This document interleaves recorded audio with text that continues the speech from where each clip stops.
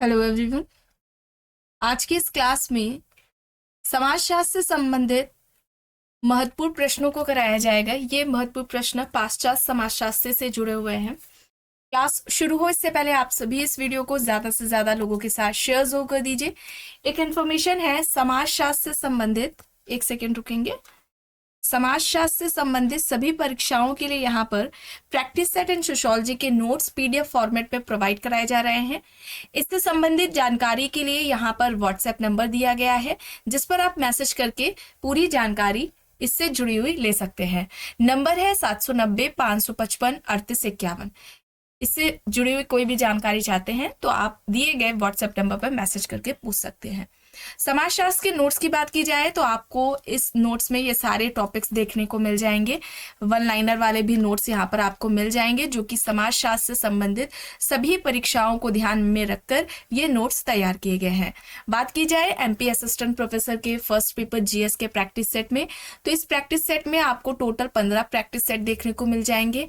प्रश्नों की बात की जाए तो 750 प्रश्न इसमें शामिल है, जिसका प्राइस 120 रुपए है। ठीक है, आप इसे ले सकते हैं। एमपी असिस्टेंट प्रोफेसर का जो एग्जाम है ये 1 जून को होने वाला है, एंड एमपी असिस्टेंट प्रोफेसर का जल्द ही अभी अप्रैल लास्ट तक इसका सोशियोलॉजी का प्रैक्टिस सेट भी प्रोवाइड करा दिया जाएगा। इसके अलावा राजस्थान असिस्टेंट प्रोफेसर के जीएस प्रैक्टिस सेट की बात की जाए तो इसमें भी टोटल आपको 15 प्रैक्टिस सेट देखने को मिल जाएंगे, जिसका प्राइस 99 है। कोई भी जानकारी चाहते हैं तो दिए गए व्हाट्सएप नंबर 790-555-3851 पर आप मैसेज करके पूछ सकते हैं। अब देखिए यहाँ पर प्रश्न है, स्पेंसर द्वारा प्रस्तुत समाज की व्यक्तिपरक अवधारणा को किसके द्वारा अस्वीकृत किया गया था? स्पेंसर के द्वारा प्रस्तुत समाज की व्यक्तिपरक अवधारणा को किसके द्वारा अस्वीकृत किया गया था? यहाँ पर विकल्प में दिए गए हैं वेबर, मैलिनोवस्की, दुर्खीम, पार्सन्स। कौन सा यहाँ पर सही विकल्प होगा? सही आंसर होगा स्पेंसर के द्वारा प्रस्तुत समाज की व्यक्तिपरक अवधारणा को किसके द्वारा अस्वीकृत किया गया था। यहाँ पर क्या होगा सही आंसर? सही आंसर यहाँ पर क्या होगा? दुर्खीम होगा। ठीक है, दुर्खीम होगा। दुर्खीम की बात की जाए तो दुर्खीम का जन्म कब होता है? ये आपको जन्म मृत्यु याद रखनी है, कहाँ जन्म हुआ था, इस तरीके से भी प्रश्न पूछा जाता है। ठीक है, तो इनके अगर हम जन्म की बात करें तो 15 अप्रैल, ठीक है, 15 अप्रैल 1858 1858 में हुआ था। मृत्यु की बात की जाए तो 15 नवंबर, ठीक है, 15 नवंबर 1917 में इनकी मृत्यु होती है दुर्खीम की। इन्होंने समाज का जो वर्गीकरण किया था, ठीक है, दुर्खीम ने जो समाज का वर्गीकरण किया था वो देखिए किस तरीके से किया था। 4 भागों में किया था, या हम कह ले क्लासिफिकेशन कभी पूछ लिया जाता है या पूछ लिया जाता है समाज के 4 प्रकार किसके द्वारा किए गए हैं। तो जो पहला बताया उन्होंने ये सरल समाज बताया था। ठीक है, पहला क्या है? सरल समाज है। दूसरे की बात करें तो दूसरा बहुखंडीय सरल समाज है। ठीक है, बहुखंडीय सरल समाज है। ठीक है, बहुखंडीय सरल समाज है। तीसरे की बात करें साधारण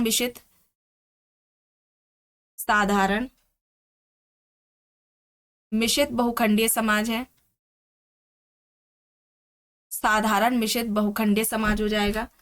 फिर उसके अलावा जो लास्ट है जो इन्होंने बताया है, ये बताया दोहरे मिश्रित बहुखंडीय समाज। ठीक है, दोहरे मिश्रित बहुखंडीय समाज, दोहरे मिश्रित बहुखंडीय समाज। तो ये आपको याद रखना है। ये 4 प्रकार किसने बताए हैं?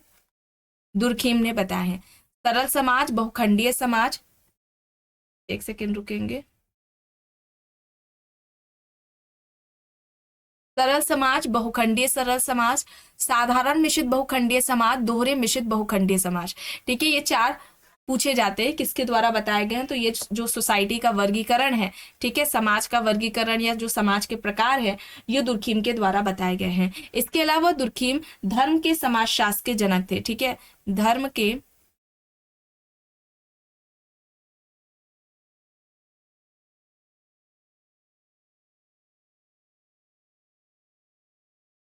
समाजशास्त्र के जनक है दुर्खीम। ठीक है, कौन है पूछा जाता है।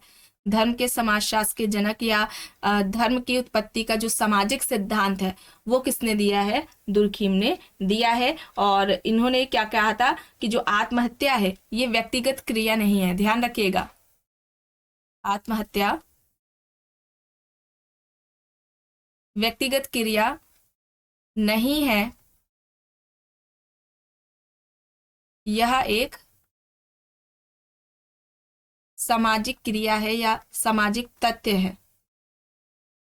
इस तरीके से पूछा जाए सुसाइड के बारे में, किसने कहा है कि व्यक्ति जो आत्महत्या करता है तो इसका जो कारण है ये इन्होंने समाज को ही माना था। व्यक्तिगत जो आत्महत्या है ये व्यक्तिगत क्रिया नहीं है बल्कि एक सामाजिक तथ्य। इस तरीके से पूछा जाए तो ध्यान रखिएगा, दुर्खीम के द्वारा कही गई है। किस पुस्तक में सुसाइड की बात की है? तो इनकी जो बुक है वो द सुसाइड के नाम से आती है और ये आती है 1897 में। ठीक है, 1897 में ये इनकी बुक आती है, ये याद रखिएगा, द सुसाइड। आत्महत्या व्यक्तिगत क्रिया नहीं है, एक सामाजिक तथ्य है। धर्म के समाजशास्त्र के जनक हैं दुर्खीम, और जो है यहाँ पर जो उन्होंने सोसाइटी का क्लासिफिकेशन किया 4 तरीके से, इसे आपको याद रखना है। चलिए आगे देखते हैं। अब यहाँ पर देखिए प्रश्न है, आदर्श प्रारूप के संदर्भ में कौन सा कथन सही है? देखिए 2 दिए गए हैं। पहला है आदर्श प्रारूप एक विश्लेषणात्मक रचना है, दूसरा है यह एक उपकल्पना है। आदर्श प्रारूप के संदर्भ में कौन सा कथन इनमें से सही है? आदर्श प्रारूप एक विश्लेषणात्मक रचना है या फिर यह एक उपकल्पना है? सही क्या होगा? सही की बात करें तो यहाँ पर क्या हो जाएगा, ये दोनों ही सही है। विकल्प सी यहाँ पर राइट आंसर हो जाएगा। ठीक है, विकल्प सी यहाँ पर राइट आंसर हो जाएगा। अब यहाँ पर देखिए आइडियल टाइप की हो रही है, आदर्श प्रारूप की बात हो रही है, तो आदर्श प्रारूप की बात किसने की थी? मैक्स वेबर ने की थी। ठीक है, किसने की थी? मैक्स वेबर ने की थी आदर्श प्रारूप की बात, आपको कई बार बताया गया है। अब वेबर का नाम आता है तो वेबर समाजशास्त्र की विषय वस्तु किसे मानते हैं? सामाजिक क्रिया को मानते हैं। ठीक है, आपको बताया गया था सामाजिक क्रिया को समाजशास्त्र की विषय वस्तु वेबर ने माना है, और इस सामाजिक क्रिया के अध्ययन के लिए 2 पद्धतियां बताते हैं। ठीक है, अध्ययन पद्धति 2 बताते हैं। ये अध्ययन पद्धतियां कौन सी हैं? 2, एक तो आदर्श प्रारूप है जो अभी आपने इससे जुड़ा हुआ प्रश्न देखा, और दूसरा क्या है? व्याख्यात्मक बोध, या हम जिसे कहें वेस्टर्न करके जो कॉन्सेप्ट है। तो ये 2 जो पद्धतियां हैं, आदर्श प्रारूप और व्याख्यात्मक बोध या वेस्टर्न जो मेथड है, ये वेबर द्वारा बताए गए हैं सामाजिक क्रिया के अध्ययन के लिए। ठीक है, ये याद रखिएगा। और इसके अलावा अब सामाजिक क्रिया यानी कि सोशल एक्शन की बात हुई है, तो किस बुक में सोशल एक्शन की बात की है ये भी आपके लिए जानना जरूरी है। बुक का नाम है the theory of social and economic organisation. ठीक है, ये इनकी बुक है जिसमें इन्होंने सोशल एक्शन की बात की थी, इसे आप याद रखिएगा। अब सामाजिक क्रिया की बात तो की है, सामाजिक क्रिया के प्रकार कितने हैं? ये 4 तरह की होती है। पहली अगर हम बात करें, और इसे ध्यान रखिएगा, क्रम में याद करिएगा। ठीक है, 4 तरह की सामाजिक क्रिया की बात करते हैं। पहली जो बताते हैं तार्किक क्रिया। पहली कौन सी है? तार्किक सामाजिक क्रिया है। दूसरी क्रिया की बात करें हम, मूल्यांकनात्मक सामाजिक क्रिया है। ठीक है, मूल्यांकनात्मक सामाजिक क्रिया। तीसरी की हम बात करें तो भावात्मक है, भावात्मक सामाजिक क्रिया है। और अगर हम चौथी की बात करें तो चौथी क्या हो जाएगी? परंपरागत हो जाएगी। ठीक है, परंपरागत है। पहली क्रिया कौन सी है? तार्किक क्रिया है, दूसरी है मूल्यांकनात्मक, तीसरी है भावात्मक, और चौथी है परंपरागत। ये क्रम में आपको याद रखना है, क्रम में लगाने को आता है। क्लियर? चलिए आगे देख लेते हैं। प्रश्न है, किसने पार्सन्स की सामाजिक व्यवस्था की तुलना आदर्श लोक से की है?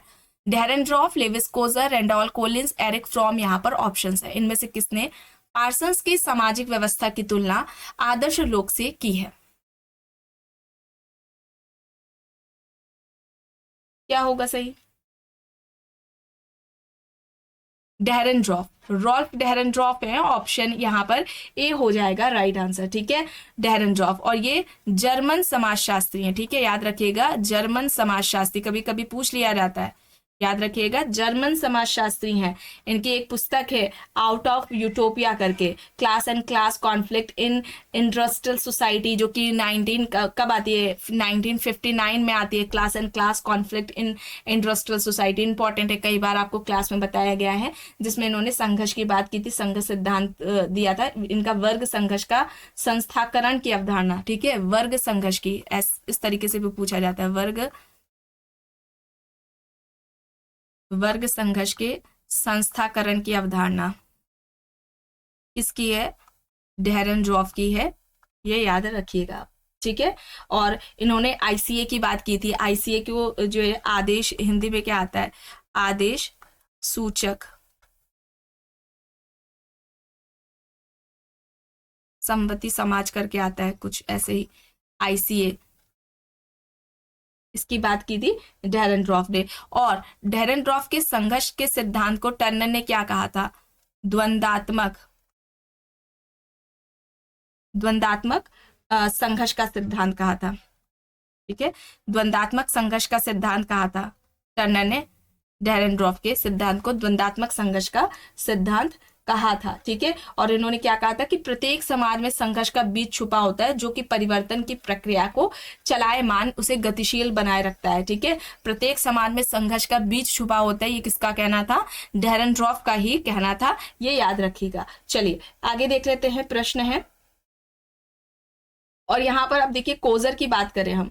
ठीक है, यहाँ पर कोजर भी दिया गया है, कोजर की बात करें तो कोजर ने, अगर हम बात करें इनका जो सिद्धांत था संघर्ष का, कोजर का संघर्ष का सिद्धांत क्या था, प्रकार्यात्मक।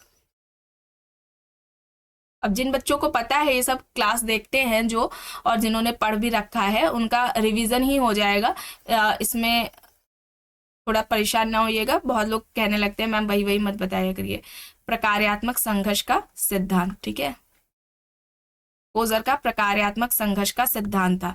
अगर हम डेरेनड्रॉफ की यहाँ पर बात करें तो डेरेनड्रॉफ ने हित की बात की थी। ठीक है, दो तरह की हित की बात की थी, व्यक्त हित और अव्यक्त हित। ठीक है, व्यक्त हित और अव्यक्त हित, ये किसने बात की थी, डेरेनड्रॉफ ने की थी। और समूह की बात करें तो डेरेनड्रॉफ, ठीक है, याद रखिएगा, समूह की अगर हम बात करें, समूह की बात करें तो इन्होंने 3 तरह के समूह की बात की थी। पहले अगर हम बात करें तो अर्ध समूह की बात की थी इन्होंने, दूसरे समूह की अगर हम बात करें हित समूह है,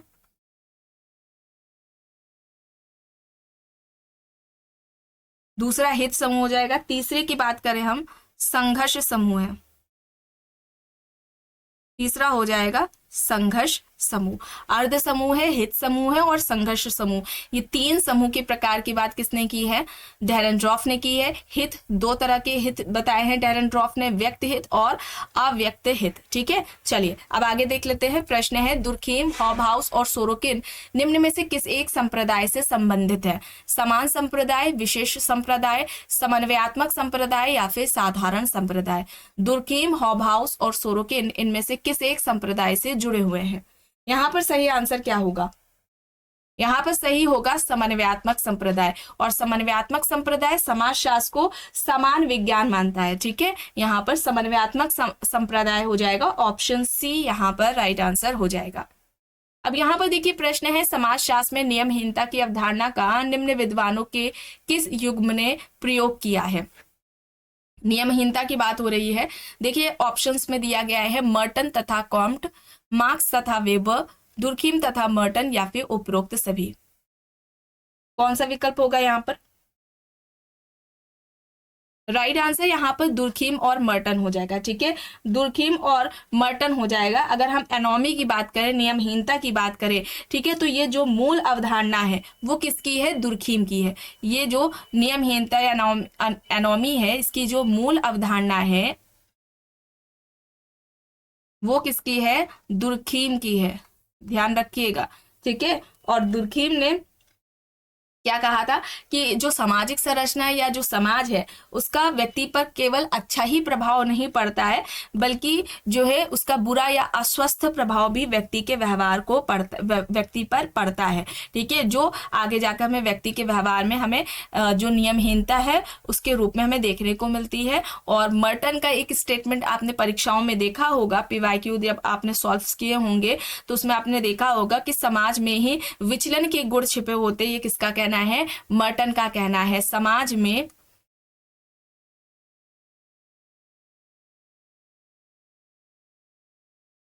विचलन के गुण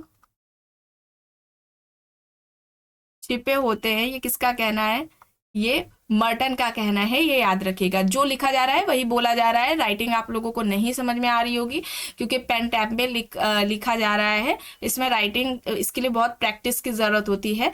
ठीक है, तो जो बोला जा रहा है उसको ध्यान से सुन लीजिए और फिर आप अपना नोट्स बना लिया करिए। ठीक है, तो मर्टन ने कहा था समाज में विचलन। अभी डेरेनड्रॉफ का आपको बताया गया था कि समाज में संघर्ष के बीच छुपे होते, वो डेरेनड्रॉफ का था।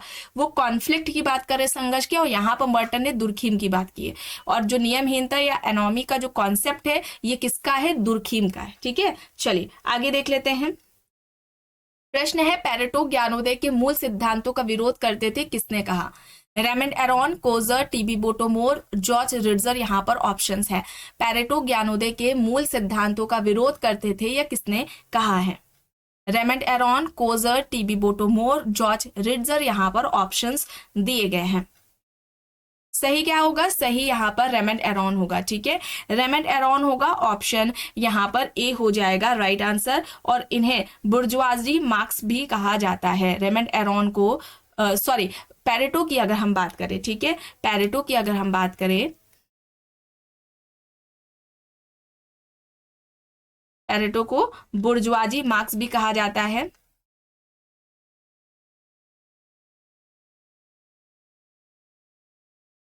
बुर्जुआजी मार्क्स किसे कहा जाता है? पेरेटो को कहा जाता है। ठीक है, और पेरेटो की एक जो बुक है इंपॉर्टेंट है, माइंड एंड सोसाइटी है। माइंड एंड सोसाइटी है, ये पेरेटो की है। कब आती है? 1935 में आती है। सन भी याद रखिए। ठीक है, अब ऐसा नहीं है कि आपका पीजीटी में जो पीवाईक्यू आपने पढ़ लिए हैं, तो जैसे पहले होता था कि 45 से 50% आपको जो है उसी में पीवाईक्यू से आपको देखने को मिलेंगे पेपर में। ऐसा नहीं है। ठीक है, पेपर नए आपको क्वेश्चंस देखने को मिलेंगे, इजी लैंग्वेज नहीं होंगी, कीवर्ड्स आपको पकड़ने पड़ेंगे। ठीक है, और आपको नए प्रश्नों के लिए भी तैयार रहना है कि आपको नए प्रश्न भी परीक्षाओं में देखने को मिलेंगे। ठीक है, अच्छे से सब तैयारी करिए, रिविजन अच्छे से करते रहा करिए। जितने भी नोट्स फैक्ट्स आपको बताए जाते हैं उन्हें लिख लिया करिए। तो बुर्जुआजी मार्क्स किसे कहा जाता है? पेरेटो को। माइंड एंड सोसाइटी इनकी बुक है जो कि 1935 में आती है। इसी पुस्तक में सामाजिक परिवर्तन से संबंधित सामाजिक परिभ्रमण का सिद्धांत इन्होंने दिया है। ठीक है, और इनका अगर हम बात करें, यहां पर लिख देते हैं अभिजात।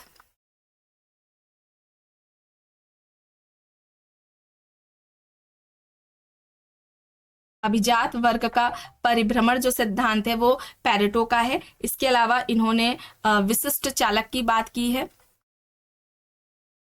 ठीक है, विशिष्ट चालक की बात इन्होंने की है। भ्रांत तर्क की बात की है। भ्रांत तर्क की बात की है। और दो तरह की क्रियाओं की बात की थी, तार्किक क्रिया और अतार्किक क्रिया। ठीक है, अतार्किक क्रिया। इतिहास कुलीन तंत्रों का कब्रिस्तान है, ये एक स्टेटमेंट आता है इनका। इतिहास कुलीन तंत्रों का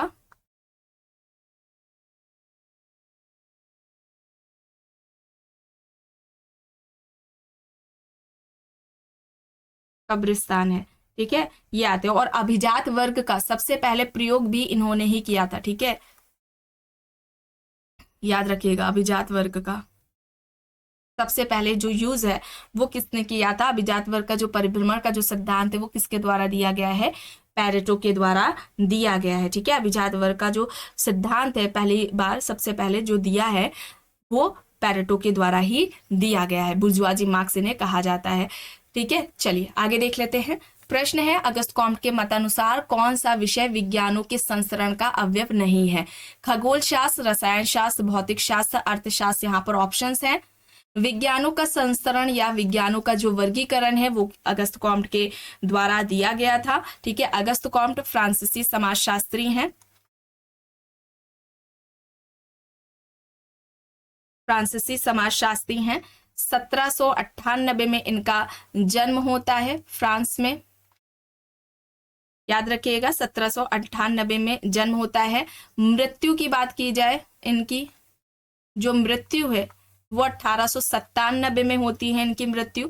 और जो विज्ञानों का वर्गीकरण दिया था तो उसमें देखिए सबसे पहले गणित शास्त्र की बात की थी। ठीक है, गणित शास्त्र की बात की थी, फिर खगोल शास्त्र की बात की थी, ये सब याद होना चाहिए आपको। खगोल शास्त्र की बात की थी, फिर रसायन शास्त्र की बात की है उन्होंने, फिर भौतिक शास्त्र की बात की है।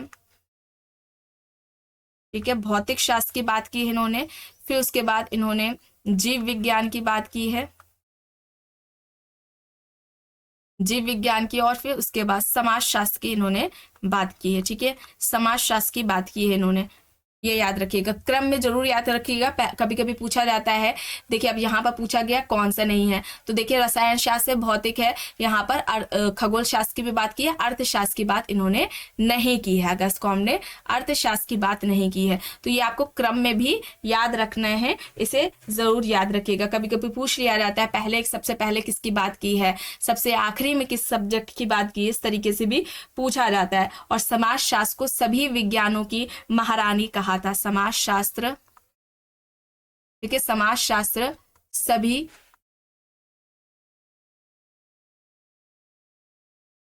विज्ञानों की महारानी है।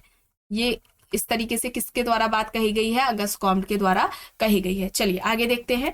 अब यहाँ पर प्रश्न है, श्रम विभाजन परस्पर निर्भरता के द्वारा समाज में एकता लाता है, यह सिद्धांत किसने प्रतिपादित किया? Emile Durkheim, Max Weber, Adam Smith, Karl Marx. यहाँ पर ऑप्शंस हैं। श्रम विभाजन परस्पर निर्भरता के द्वारा समाज में एकता लाता है, यह सिद्धांत किसके द्वारा दिया गया है? तो यहाँ पर सही विकल्प क्या होगा, किसके द्वारा? एमाइल दुर्खीम के द्वारा दिया गया है। विकल्प ए यहाँ पर राइट आंसर हो जाएगा। ठीक है, विकल्प ए यहाँ पर सही है। अगर हम श्रम विभाजन, सामाजिक श्रम विभाजन, ठीक है, सामाजिक श्रम विभाजन सिद्धांत किसका है? सामाजिक श्रम विभाजन का जो सिद्धांत है ये दुर्खीम के द्वारा दिया गया है। अगर पूछा जाए श्रम विभाजन की बात सबसे पहले किसने की है, तो एडम स्मिथ ने की है। ठीक है, श्रम विभाजन की बात सबसे पहले किसने की है? एडम स्मिथ ने की है। सामाजिक श्रम विभाजन की बात सबसे पहले किसने की है, तो वो दुर्खीम के द्वारा की गई है। ये भी आपको बात याद रखनी है। ठीक है, अगर हम बात करें इनके कॉन्सेप्ट्स की, तो जो सामाजिक तथ्य है ये अवधारणा है, सामाजिक तथ्य की अवधारणा है। ठीक है, सामाजिक तथ्य की अवधारणा है। अच्छा, अब ये सामाजिक तथ्य की अवधारणा किस पुस्तक में करते हैं, इस तरीके से भी प्रश्न पूछा जाता है, तो याद रखिएगा the rules of sociological methods करके इनकी पुस्तक है, उसमें करते हैं। और इसी पुस्तक में, ठीक है, सामाजिक तथ्य की प्लस सामाजिक प्रतिनिधान या सामूहिक प्रतिनिधान करके लिखा होता है, ये भी कॉन्सेप्ट दुर्खीम का है। ये दोनों ही कॉन्सेप्ट की बात Durkheim the rules of sociological methods में करते हैं। इसके अलावा अगर हम बात करें श्रम विभाजन की, जो कि अब ये अपने प्रश्न में देखा पूछा गया है श्रम विभाजन की बात, तो इस श्रम विभाजन की बात किस पुस्तक में करते हैं? बुक का नाम क्या है? The division of labour in society, ये इनकी पुस्तक है, इसमें करते हैं। ये 1893 में बुक आती है। ठीक है, इस बुक में बात करते हैं दुर्खीम। ठीक है, श्रम विभाजन की बात करते हैं इस पुस्तक में, ये भी आपको याद रखनी है। ठीक है, चलिए आगे देख लेते हैं। प्रश्न है, निम्न में से किसने संघर्ष को तनाव प्रबंधन की एक प्रक्रिया के रूप में देखा? वी.आई. लेलिन, अल्थ्यूजर, लेविस्कोजर, ए.आर. देसाई। यहाँ पर ऑप्शन है, इनमें से किसने संघर्ष को तनाव प्रबंधन की एक प्रक्रिया के रूप में देखा है? सही आंसर यहाँ पर क्या होगा? सही आंसर यहाँ पर लेविस्कोजर है। लेविस्कोजर ने संघर्ष को तनाव प्रबंधन की प्रक्रिया के रूप में देखा है। यहाँ पर विकल्प सी हो जाएगा। संघर्ष का प्रकार्यात्मक सिद्धांत लेविस्कोजर के द्वारा दिया गया था। किस पुस्तक में दिया गया है? तो बुक का नाम क्या है? कोजर की बुक का नाम है the function of social conflict. ठीक है, the function of social conflict इनकी पुस्तक है और ये 1956 में आती है। ठीक है, 1956 में ये इनकी पुस्तक आती है और इन्होंने संघर्ष की अगर हम बात करें तो वास्तविक और अवास्तविक संघर्ष की बात की थी। ठीक है, वास्तविक संघर्ष और अवास्तविक संघर्ष की बात की थी। वास्तविक संघर्ष और अवास्तविक संघर्ष, ये किसके द्वारा बात की गई है? कोजर के द्वारा बात की गई है संघर्ष की। ठीक है, चलिए आगे देखते हैं। प्रश्न है, किसने तर्क दिया कि विकसित उत्तर पूंजीवादी समाजों में वर्गों की उत्पत्ति सत्ता द्वारा संचालित समितियों के पदों से हुई है? विकसित उत्तर पूंजीवादी समाजों में वर्गों की उत्पत्ति सत्ता द्वारा संचालित समितियों के पदों से हुई है। यहाँ पर कोजर है, कोलिंस है, कार्ल मार्क्स और डेहरेनड्रॉफ दिए गए हैं विकल्प में। सही आंसर यहाँ पर क्या होगा? सही आंसर यहाँ पर डेहरेनड्रॉफ होगा। ठीक है, डेहरेनड्रॉफ होगा, विकल्प डी यहाँ पर राइट आंसर हो जाएगा। प्रश्न है, डेहरेनड्रॉफ के अनुसार उत्तर पूंजीवादी समाज की विशेषता है, देखिए यहाँ पर 4 दी गई हैं। पूंजी का अपघटन, श्रम का विभेदीकरण, सामान्य वर्ग संरचना, संघर्ष का विनियमन और संस्थानीकरण। उत्तर पूंजीवाद, ठीक है, उत्तर पूंजीवादी समाज की विशेषता डेहरेनड्रॉफ के अनुसार कौन सी बताई गई है, ये बताना है। सही यहां पर क्या होगा? यहां पर कौन सा विकल्प सही होगा? पूंजी का अपघटन, श्रम का विभेदीकरण और संघर्ष का विनियमन और संस्थानीकरण। यहां पर विकल्प सी हो जाएगा। ऑप्शन सी यहां पर राइट आंसर है। प्रश्न है, मैक्स वेबर ने अपने अध्ययन Protestant ethics and spirit of capitalism में कौन से अध्ययन विधि का प्रयोग किया है? विकल्प में यहाँ पर ऐतिहासिक, तुलनात्मक, ऐतिहासिक और तुलनात्मक दोनों या फिर इनमें से कोई नहीं दिया गया है। सही आंसर क्या होगा? सही आंसर यहाँ पर ऐतिहासिक और तुलनात्मक ये दोनों होगा, यानी कि ऑप्शन सी यहाँ पर राइट आंसर हो जाएगा। आगे देखते हैं। प्रश्न है, निम्न में से किसका कहना है कि समाजशास्त्र विज्ञानों का विज्ञान है? समाजशास्त्र विज्ञानों का विज्ञान है, यह बात किसके द्वारा कही गई है? Durkheim, Auguste Comte, Herbert Spencer, Max Weber यहाँ पर ऑप्शंस हैं। तो यहाँ पर क्या होगा? Auguste Comte. अभी आपको बताया गया था समाजशास्त्र सभी विज्ञानों की महारानी है, इस तरीके से पूछा जाता है, ये कहना अगस्त कॉम्ट का है। अब विज्ञानों का जो वर्गीकरण है, ठीक है, विज्ञानों का जो वर्गीकरण है जो कि अगस्त कॉम्ट के द्वारा दिया गया है, ये किस पुस्तक में दिया गया है? तो पॉजिटिव फिलॉसफी है। ठीक है, पॉजिटिव इनकी पुस्तक है फिलॉसफी, इसमें दिया गया है। अब विज्ञानों का वर्गीकरण भी दिया है, इसके अलावा विज्ञानों के वर्गीकरण के अलावा कौन सा किसकी बात की गई है? प्रत्यक्षवाद। ठीक है, प्रत्यक्षवाद की भी बात की गई है। प्रत्यक्षवाद के अलावा त्रिस्तरीय नियम, ठीक है, त्रिस्तरीय नियम की भी बात अगस्त कॉम्ट ने अपनी इसी पुस्तक में की है। ठीक है, चलिए आगे देखते हैं। ये जरूर याद रखिएगा किस बुक में की है, क्योंकि इस तरीके से भी प्रश्न परीक्षाओं में पूछे जाते हैं। अब यहाँ पर देखिए प्रश्न है, किसका तर्क है कि विज्ञानों का विकास एक साथ ना होकर क्रम से हुआ है? Herbert Spencer, Karl मैनहीम, Auguste Comte, max Weber यहाँ पर ऑप्शंस हैं। विज्ञानों का विकास एक साथ ना होकर क्रम से हुआ है, यह किसका कहना है?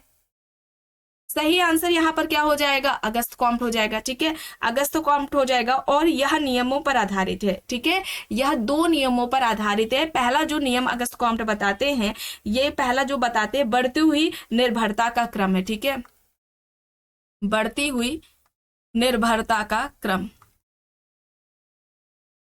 बढ़ती हुई निर्भरता का क्रम है। और जो दूसरा है ये घटती हुई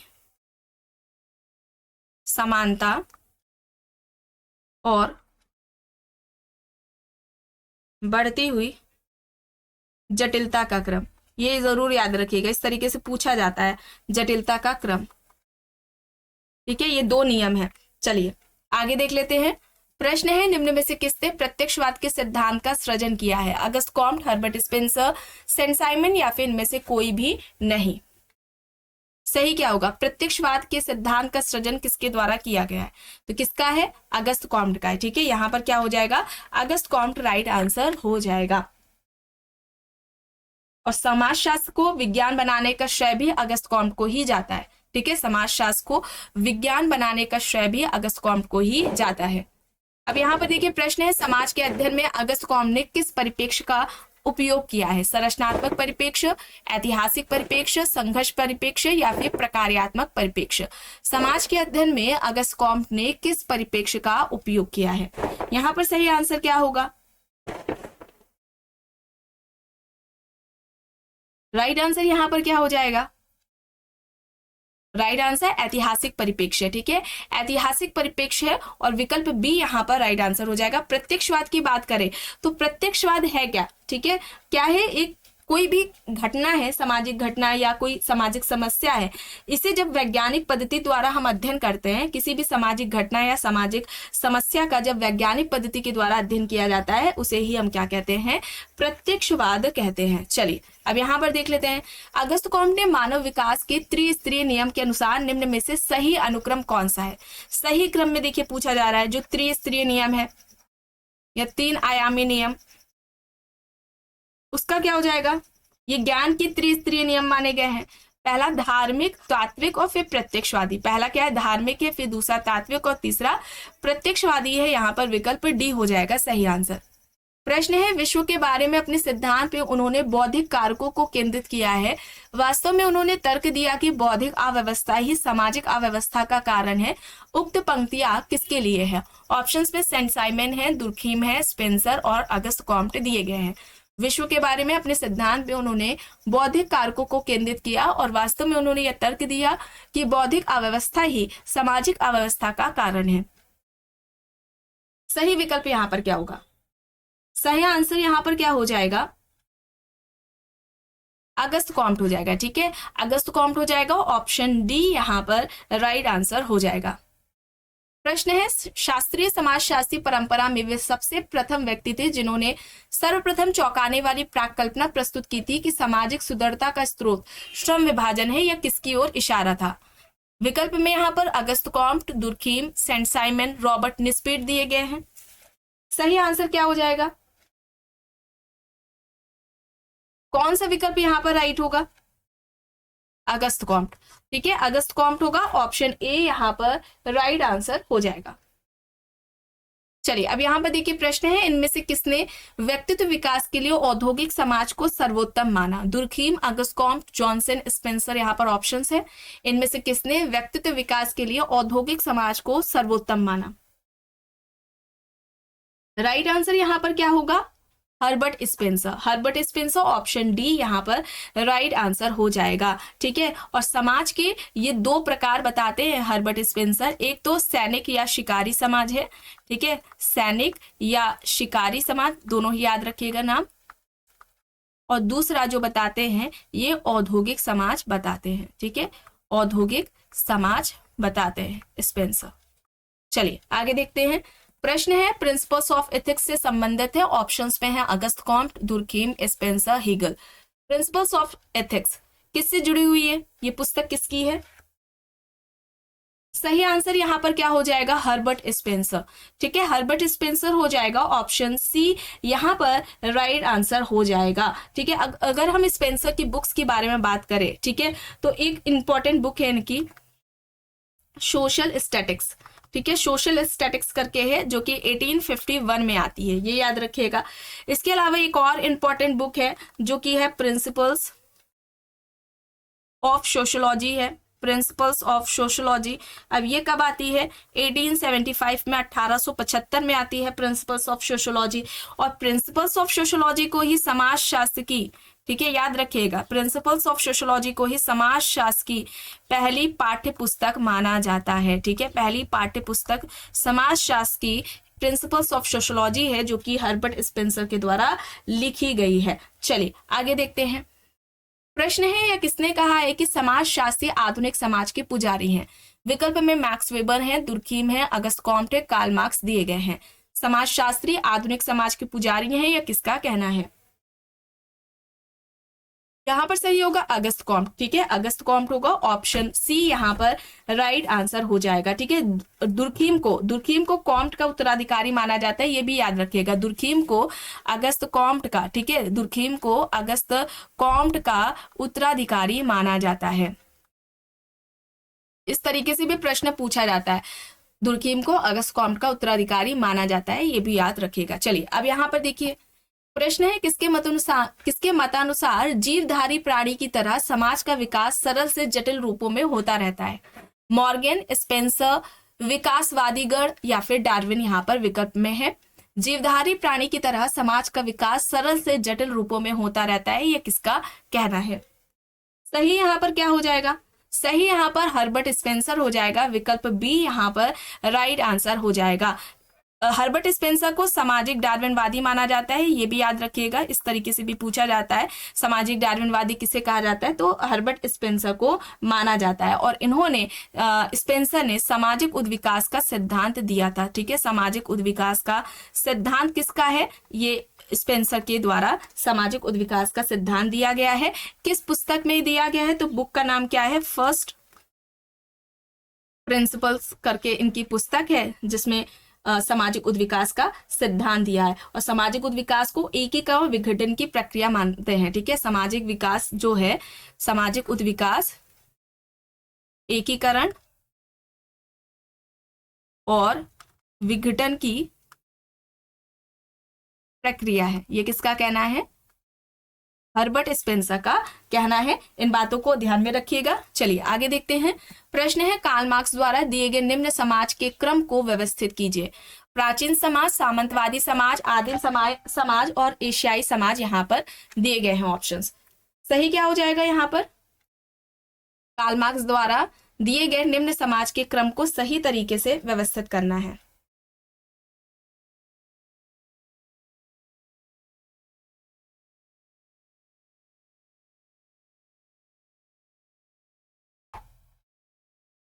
बताइए यहाँ पर राइट आंसर क्या होगा?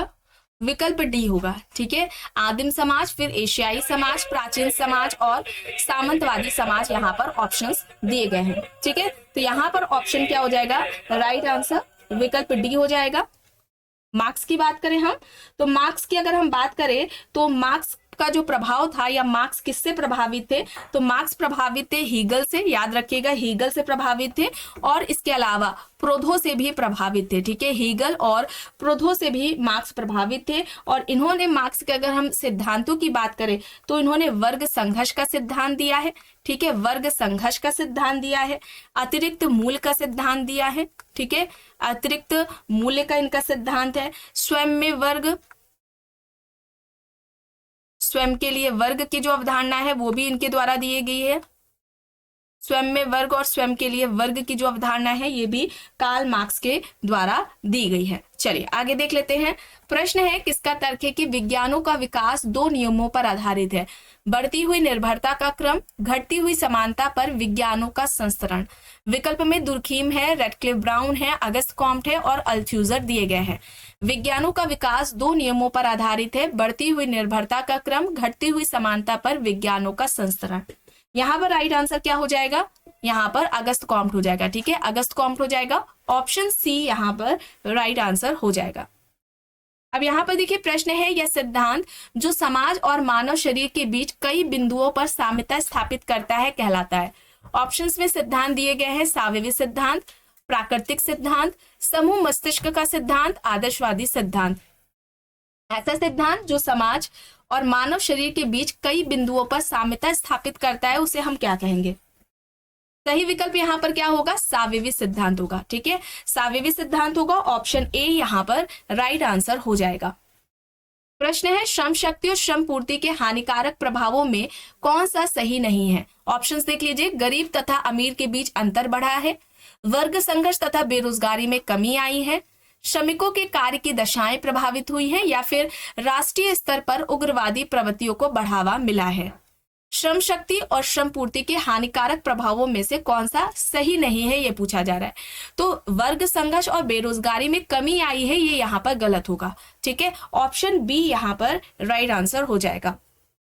प्रश्न है, पूंजीवाद धन है जिसका उपयोग श्रमिकों का शोषण करने के लिए किया जाता है, यह कथन किसका है? ऑप्शंस में है Max Weber, Max Muller, Marx MacIver. पूंजीवाद धन है जिसका उपयोग श्रमिकों का शोषण करने के लिए किया जाता है, यह किसका कहना है? सही आंसर क्या होगा? Karl Marx. ठीक है, कार्ल मार्क्स है। ऑप्शन सी यहाँ पर राइट आंसर हो जाएगा। और कार्ल मार्क्स व्यक्ति को, ठीक है, व्यक्ति को वर्ग प्राणी मानते। ठीक है, व्यक्ति को वर्ग प्राणी किसने माना है? व्यक्ति वर्ग प्राणी है, ये किसका कहना है? कार्ल मार्क्स का कहना है। और अभी तक का इतिहास वर्ग संघर्ष का इतिहास रहा है, ये किसका कहना है? कार्ल मार्क्स का कहना है। अभी तक का इतिहास वर्ग संघर्ष का इतिहास रहा है, ये किसका कहना है? कार्ल मार्क्स का कहना है। ये याद रखिएगा, अभी तक का इतिहास वर्ग संघर्ष का इतिहास है। इस तरीके से पूछा जाए किसका कहना है? कार्ल मार्क्स का कहना है। चलिए आगे देखते हैं। प्रश्न है, अगस्त कॉम्ट ने विज्ञानों के संस्करण के सिद्धांत में प्रथम स्थान किस विषय को दिया? प्राणी शास्त्र, भौतिक शास्त्र, गणित शास्त्र और समाज शास्त्र यहाँ पर ऑप्शंस में दिए गए हैं। सही क्या होगा? देखिए, आपको बताया गया था सबसे पहले किसकी बात की गई थी? प्रथम स्थान पूछा जा रहा है गणित शास्त्र की। गणित शास्त्र के बाद क्या आता है? खगोल शास्त्र आता है। फिर उसके बाद किसकी बात की थी? केमिस्ट्री, रसायन शास्त्र की। फिर फिजिक्स, भौतिक शास्त्र। फिर आता है बायोलॉजी यानी जीव विज्ञान, और आखिरी में आता है समाज शास्त्र। यहाँ पर क्या होगा? गणित शास्त्र होगा। ऑप्शन सी यहाँ पर राइट आंसर हो जाएगा। आखिरी प्रश्न है, अगस्त कॉम्ट पर उस समय के सर्वप्रथम किस दार्शनिक विचारक के विचारों का प्रभाव पड़ा था? Saint Simon, JS. Mill, Auguste Comte, Hume यहाँ पर ऑप्शंस हैं। क्या होगा यहाँ पर? किसका प्रभाव पड़ा हुआ था? सेंट साइमन का पड़ा था। ठीक है, सेंट साइमन का पड़ा था। ऑप्शन ए यहाँ पर राइट आंसर हो जाएंगे। सेंट साइमन अगस्त कॉम्ट के कौन थे? गुरु थे। ठीक है, पूछा जाता है कभी कभी कि अगस्त कॉम्ट के शिक्षक कौन थे, गुरु कौन थे, तो सेंट साइमन थे। इन बातों को ध्यान में रखिएगा। आई होप ये आपको क्लास पसंद आई होगी। अगर पसंद आई है तो प्लीज लाइक करिएगा, कमेंट करके जरूर बताइएगा। चैनल पर अगर आप नए हैं तो चैनल को भी जरूर सब्सक्राइब कर लीजिएगा, एंड इस वीडियो को जितना हो सके ज्यादा से ज्यादा लोगों के साथ शेयर भी जरूर करिएगा।